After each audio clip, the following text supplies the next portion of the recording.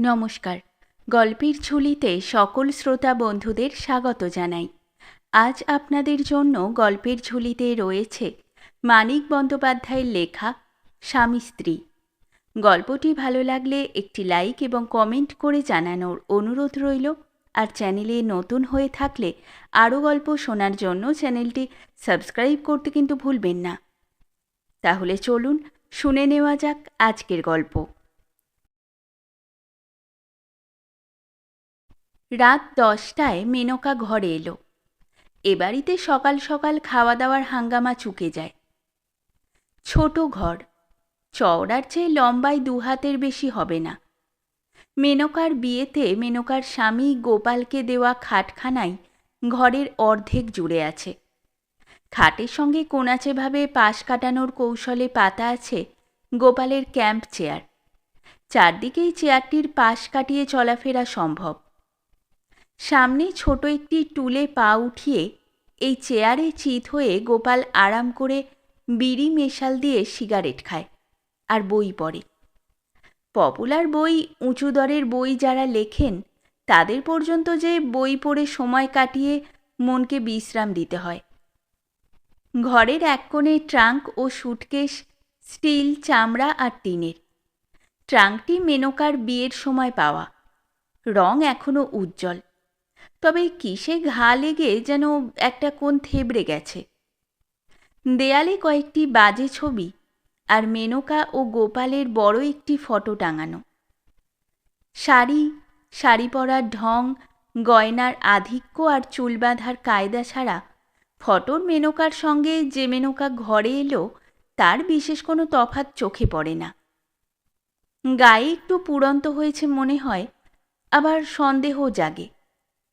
ফটোর গোপালের চেয়ে ক্যাম্প চেয়ারের গোপাল কিন্তু অনেক রোগা। এতে ফটোর ফাঁকি নেই। বিয়ের পর সত্যই গোপাল রোগা হয়ে গেছে। বিয়ে করার জন্য অথবা চাকরি করার জন্য বলা কঠিন। চাকরি আর বিয়ে তার হয়েছে প্রায় একসঙ্গে। ঘরে এসে দরজায় খিল তুলে দিয়ে মেনকা সেমিজ ছাড়ল। খাটের প্রান্তে পা ঝুলিয়ে বসে জোরে জোরে পাখা চালিয়ে বলল, বাবা, বাঁচলাম। গোপাল বই নামিয়ে তার দিকে তাকিয়ে সায় দেওয়া হাসি একটু হাসল, তারপর আবার বই তুলে নিল।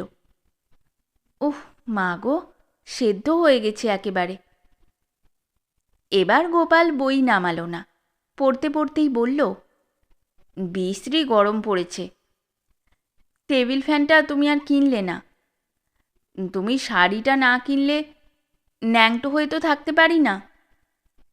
পাখার হাওয়া গায়ে লাগাতে তাই সে এরকম হয়ে আছে। ঘর যেন নির্জন, একজোড়া চোখও যেন নেই ঘরে। 3 মাস বাপের বাড়িতে কাটিয়ে 7 দিন আগে এখানে এসেছে। প্রথম দিন এভাবে হাওয়া খেতে পারেনি। ছি, লজ্জা করে না মানুষের? এক দেহ, এক মন, এক প্রাণ যারা 3 মাসের ছাড়াছাড়ি তাদের এমনি করে দেয়, দেখা হওয়া মাত্র চট করে এক হয়ে যেতে পারে না। 3 মাস তারা পরস্পরকে কল্পনা করেছে, কামনা করেছে, ব্যথা আর ব্যর্থতার নিঃশ্বাস ফেলেছে।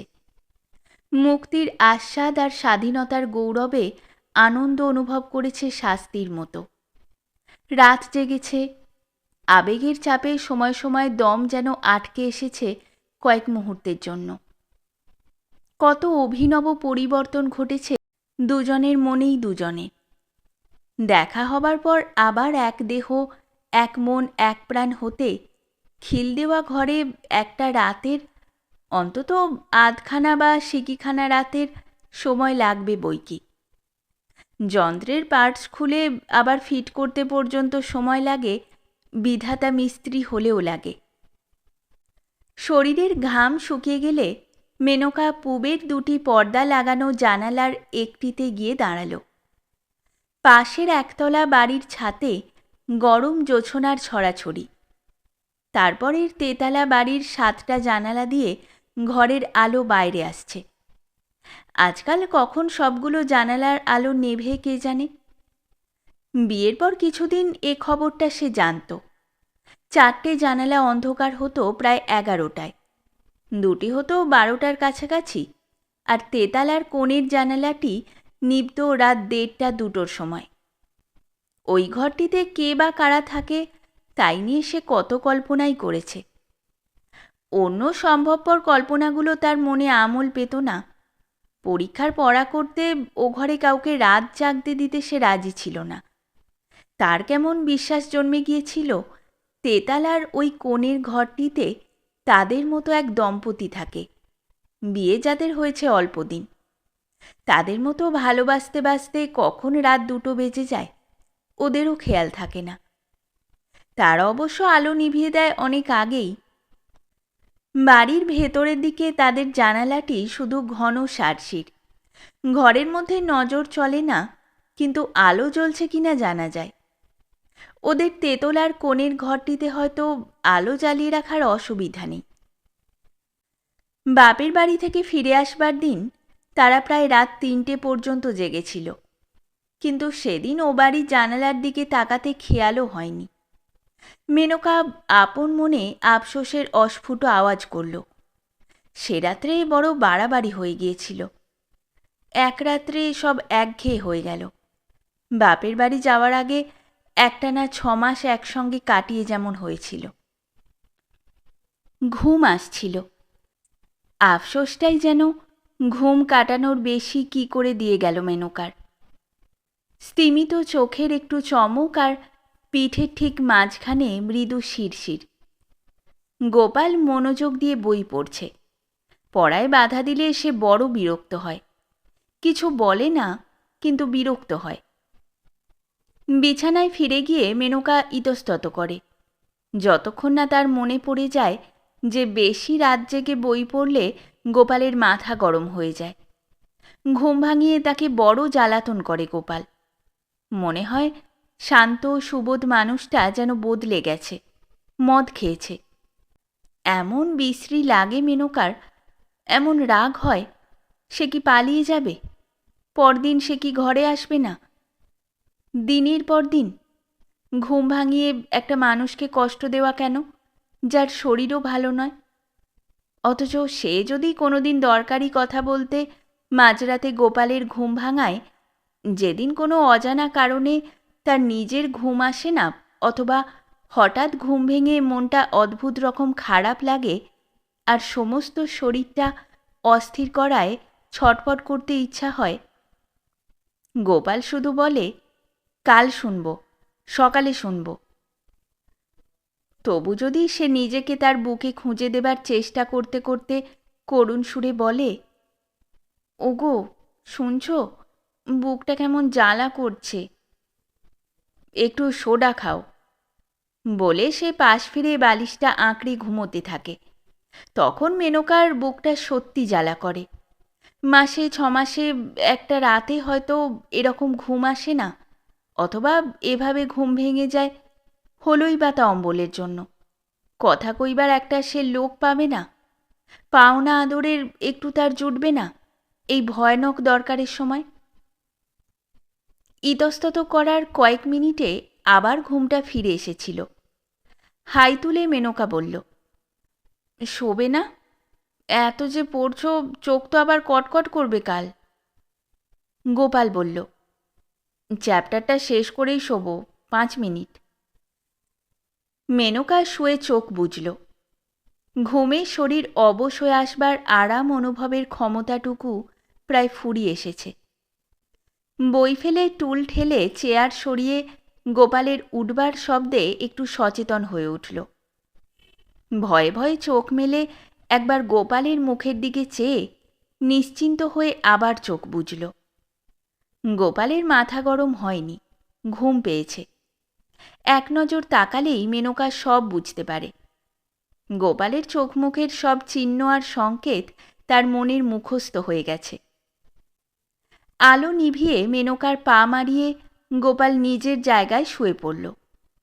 মেনকা জড়ানো গলায় শুধল, কাল ছুটি না? গোপাল জবাব দিল, হুম। দুজনে মিনিট 10 ঘুমিয়েছে, এমন সময় ট্যাক্সি করে বাড়িতে এলো অতিথি। একেবারে পর নয়, সস্ত্রীক গোপালের ভাইরা ভাইয়ের ভাই রসিক। গত অগ্রহায়ণে রসিক বিয়ে করেছে। বউকে বাপের বাড়ি রেখে আসবার জন্য আজ 12টার গাড়িতে তারা রওনা হয়েছিল। 6:30টায় কলকাতা পৌঁছে আবার রাত 9টার গাড়ি ধরবে। অ্যাক্সিডেন্টের জন্য লাইন বন্ধ থাকায় তাদের গাড়ি কলকাতা এসেছে 10টার সময়। এত রাত্রে কোথায় যায়, তাই এখানে চলে এসেছে।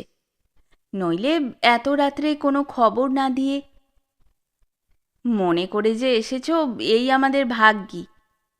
স্টোভ ধরিয়ে মেনকা লুচি ভাজতে বসল। গোপালের ভাই সাইকেল নিয়ে বার হলো খাবারের দোকানের উদ্দেশ্যে। অন্তত 4 রকমের ছানার খাবার আর রাবড়ি আনবে। মোড়ের পাঞ্জাবি হোটেল থেকে আনবে মাংস। ঘরে ডিম আছে, মেনকা মামলেট বানাবে। বাড়িতে কুটুম এসেছে, নতুন বউকে সঙ্গে নিয়ে এসেছে। খাওয়া দাওয়ার ব্যবস্থায় একটু সমারোহ করা গেল না? ছি ছি। তবে কাল বিকেলে ওদের গাড়ি, দুপুরে ভালো রকম আয়োজন করা যাবে। মাসের শেষে টাকা ফুরিয়ে এসেছে বটে, কিন্তু কুটুম বাড়িতে এলে টাকার কথা ভাবলে চলবে কেন? পিসিমাকে মেনকা ফিসফিস করে জিজ্ঞেস করল, একখানা ভালো কাপড় তো বউকে দিতে হবে না পিসিমা? দেওয়া তো উচিত। বাড়িতে হঠাৎ অতিথি আসার উত্তেজনা ছাপিয়ে গোপালের জন্য এবার মেনকার মমতা জাগে। আবার এ মাসে বেচারিকে টাকা ধার করতে হবে। একটা মানুষ খেটে খেটে মরে গেল। ভাই বোন মাসি পিসি সবাই লুটে পুটে তার রোজগার খাচ্ছে। তার ওপর আবার কুটুমের এসে অতিথি হওয়া চাই। একটা টেবিল ফ্যান কেনার স্বাদ পর্যন্ত ও বেচারার মেটে না। সেই বা কেমন মানুষ, ঘেমে চেমে অফিস থেকে ফিরলে 10 মিনিট একটু হাওয়া পর্যন্ত করে না তাকে? আজ রাত্রে পাখার বাতাস দিয়ে ওকে ঘুম পাড়িয়ে তবে সে ঘুমোবে। এক হাতে হাওয়া করবে, অন্য হাতে মাথার চুলে। রসিক খেতে বসল ঘেরা বারান্দায়। রসিকের বউকে বসানো হলো ঘরে। রসিকের কাছে বসলেন পিসিমা। তার বউয়ের ডাইনে বাঁয়ে গা ঘেঁষে বসল মেনকার 2 ননদ। পরিবেশন করতে করতে মেনকা লক্ষ্য করল, এদিকে ওদিকে নড়ে চড়ে বেড়াতে বেড়াতে গোপাল রসিকের বউকে দেখছে, আগ্রহের সঙ্গে দেখছে। প্রথমে রসিকের বউকে দেখে গোপাল যেন একটু আশ্চর্য হয়ে গিয়েছিল। আলাপ করতে গিয়ে লজ্জায় তাকে কাবু হয়ে পড়তে দেখে যেন একটু আহত হয়েছিল। সহজ একটা ঠাট্টায় তাকে ফিক করে হাসিয়ে কথা বলাতে পারায় খুশির যেন তার সীমা ছিল না। লুচি ভাজতে ভাজতে এসব মেনকা লক্ষ্য করেছে। এখন দুজনের খাওয়া তদারকির ছুতোয় ক্রমাগত বারান্দা থেকে ঘরে গিয়ে চোখ বুলাচ্ছে রসিকের বউয়ের সর্বাঙ্গে। অন্য কারো চোখে পড়বার মতো কিছু নয়। অন্য কারো সাধ্য নেই গোপালের চলাফেরা আর হাসি মুখে মানানসই কথা বলার মধ্যে অতিরিক্ত কিছু আবিষ্কার করে। মেনকার মতো চোখ তো ওদের কারো নেই। কিন্তু গোপাল এরকম করছে কেন? রসিকের বউ সুন্দরী বলে? মেয়েটার রূপ আছে, একটু কড়া ধাঁচের রূপ। যে রূপ কাপড় জামায় বিশেষ চাপা পড়ে না, বরং আরও উগ্র, আরও অশ্লীল হয়ে দাঁড়ায়। রাস্তার লোক হাঁ করে তাকিয়ে থাকে। বাড়ির মানুষ অসংখ্য অবস্থায় দিন কাটায়, আর রূপের অহংকারে রূপসীটির মাটিতে পা পড়ে না। গোপাল শান্ত নম্র মিষ্টি রূপ ভালোবাসে, মেনকার মতো রূপ। রসিকের বউকে দেখে তার তো বিচলিত হবার কথা নয়। ঘরে গিয়ে একটু খোঁচা দিতে হবে, বুঝতে হবে ব্যাপারখানা কি। অতিথিদের খাওয়া শেষ হতেই তাদের শোয়ার সমস্যা নিয়ে পিসিমা, মেনকা আর গোপালের পরামর্শ হলো। পিসি বললেন, ভূপাল আর কানাই এক বিছানায় শোবে, ওর বউকে অনুবিনুদের ঘরে দেওয়া যাক, একটা রাত তো। গোপাল বলল, না না, তাই কি হয়? নতুন বিয়ে হয়েছে, ওদের একটা ঘর দেওয়া উচিত। ওরা আমার ঘরে থাকবে। পিসিমা ঢোক গিলে বললেন, তবে তাই করো। তারপর রাত 1টায় বাড়ির সব আলো নিভল। গোপাল শুলো ভূপালের ছোট চৌকির ছোট বিছানায়, মেনকা শুলো অনুবিনু দুই ননদের মাঝখানে। রাত্রিবেলা একান্ত দুর্লভ বৌদিকে ঘটনাচক্রে কাছে পেয়ে অনুবিনুর আহ্লাদের সীমা নেই। না ঘুমিয়ে সারা রাত গল্প করবে ঘোষণা করে মিনিট 10 ফোয়ারার মতো এবং তারপর আরও 10 মিনিট ঝিমিয়ে কথা বলে আধ ঘন্টার মধ্যে দুজনেই ঘুমিয়ে পড়ল। মেনকা রইল জেগে। গোপালকে তার কত কথা বলার ছিল, কিছুই বলা হলো না। আজকের রাতটা কাটবে, এই দীর্ঘ অফুরন্ত রাত, তারপর সারাটা দিন যাবে, কিছুতে কাটতে চায় না এমন একটা দিন। রাত 10টায় সে গোপালের সঙ্গে কথা বলবার সুযোগ পাবে, ততক্ষণে বাসি হয়ে যাবে সব কথা, বলার কোনো মানে থাকবে না। তাছাড়া পিসিমা কাল ওদের এখানে থেকে যেতে বলেছেন। কাল দিনটা বড় খারাপ, যাত্রা শুভ নয়। রসিকেরা হয়তো কালও এখানে থেকে যাবে, রাত্রে দখল করবে তার ঘর। তাহলে সেই পরশু রাত্রের আগে গোপালকে সে আর কাছে পাচ্ছে না। কি হতছাড়া একটা বাড়ি গোপাল নিয়েছে, একটা বাড়তি ঘর নেই। বাড়তি ঘর থাকবেই বা কী করে? ভাই বোন মাসি পিসিতে বাড়ি গিজগিজ করছে। গোপালের দোষ নেই, এই বাড়ির জন্যই মাসে মাসে 35 টাকা ভাড়া গুনছে। সকলের সুখের জন্য খেটে খেটে সারা হয়ে গেল মানুষটা। একটু রোগাও যেন হয়ে গেছে আজকাল। নিশ্চয়ই রোগা হয়ে গেছে। পরশু যখন তাকে জড়িয়ে ধরেছিল, কই আগের মতো জোরে তো ধরেনি। কাছে থাকলে আজকেই পরখ করা যেত কতখানি দুর্বল হয়ে পড়েছে। কাল সকালে চেয়ে দেখতে হবে গোপালের চেহারা কেমন আছে। কাল থেকে একটু বেশি মাছ দুধ খাওয়াতে হবে তাকে। এখন গিয়ে যদি একবার দেখে আসে। ভূপাল আর কানাই নিশ্চয়ই ঘুমিয়ে পড়েছে, কিন্তু আলো জ্বালালে যদি ওদের ঘুম ভেঙে যায়, অন্ধকারে গায়ে হাত বুলোতে গেলে গোপাল যদি জেগে যায়। আজ রাত্রে কিছু হয় না, আজ সে ফাঁদে পড়ে গেছে। হার্ট ফেল করে এখন যদি সে মরেও যায়, গোপালের একটু আদর পাবে না। কোনো উপায় নেই, কোনো ব্যবস্থা করা যায় না। একটা বাড়তি ঘর যদি বাড়িতে থাকতো। রাত্রির স্তব্ধতা মেনকার কানে ঝমঝম শব্দ তুলে দেয়।